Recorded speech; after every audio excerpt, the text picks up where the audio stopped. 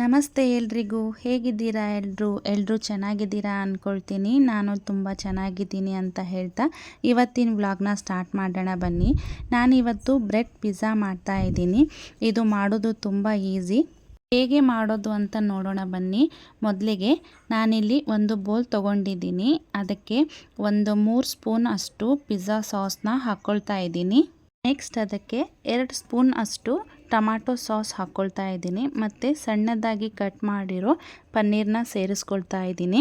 ಅದಕ್ಕೆ ಸ್ವಲ್ಪ oregano chilli ಫ್ಲೇಕ್ಸ್ನ ಹಾಕ್ಕೊಂಡು ಚೆನ್ನಾಗಿ ಮಿಕ್ಸ್ ಮಾಡ್ಕೊಳ್ತಾ ಇದ್ದೀನಿ. ನೋಡಿ ಮಾಡಿದ್ದಾಯಿತು. ಇವಾಗ ನಾನಿಲ್ಲಿ 2 ಬ್ರೆಡ್ ಪೀಸ್ನ ತೊಗೊಂಡಿದ್ದೀನಿ.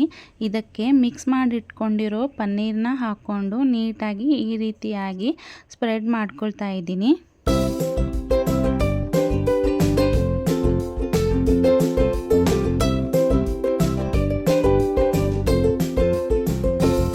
ಪೀಸ್ ಮೇಲೆ ಈ ರೀತಿಯಾಗಿ ಹಾಕ್ಕೊಂಡು ಮೇಲ್ಗಡೆ ಕಟ್ ಮಾಡಿ ಇಟ್ಕೊಂಡಿರೋ ಕ್ಯಾಪ್ಸಿಕಮ್, ಈರುಳ್ಳಿ, ಟೊಮ್ಯಾಟೊ, ಚೀಸ್ನ ಹಾಕ್ಕೊಳ್ತಾ ಇದ್ದೀನಿ. ಪಿಜ್ಜಾ ಅಂದರೆ ಯಾರಿಗಿಷ್ಟ ಇಲ್ಲ ಹೇಳಿ. ಮಕ್ಕಳಿಗೆ, ದೊಡ್ಡವ್ರಿಗೆ ಎಲ್ರಿಗೂ ತುಂಬ ಇಷ್ಟ ಆಗುತ್ತೆ. ಈ ರೀತಿಯಾಗಿ ಬ್ರೆಡ್ ಪಿಜ್ಜಾ ಮಾಡೋದು ಕೂಡ ತುಂಬಾ ಸುಲಭ. ಒಂದ್ಸತಿ ಟ್ರೈ ಮಾಡಿ ನೋಡಿ, ತುಂಬಾ ಇಷ್ಟಪಡ್ತೀರಾ.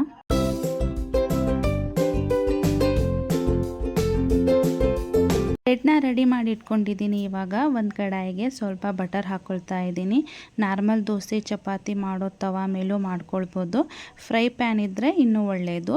ಬೆಣ್ಣೆ ಕರಗಿದೆ. ಅದಕ್ಕೆ ರೆಡಿ ಮಾಡಿ ಇಟ್ಕೊಂಡಿರೋ ಬ್ರೆಡ್ನ ಹಾಕ್ಕೊಂಡು ಲೋ ಫ್ಲೇಮ್ನಲ್ಲಿ ಚೀಸ್ ಸ್ವಲ್ಪ ಮೆಲ್ಟ್ ಆಗೋ ತನಕ ಒಂದು 2-3 ನಿಮಿಷ ಫ್ರೈ ಮಾಡ್ಕೊಂಡ್ರಾಯ್ತು.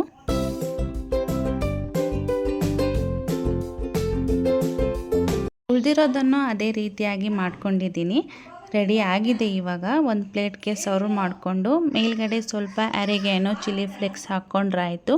ಟೇಸ್ಟ್ ತುಂಬಾ ಚೆನ್ನಾಗಿರುತ್ತೆ. ಈ ರೆಸಿಪಿ ನಿಮಗೆ ಇಷ್ಟ ಆಯಿತು ಅಂದ್ಕೊಳ್ತೀನಿ. Thank you.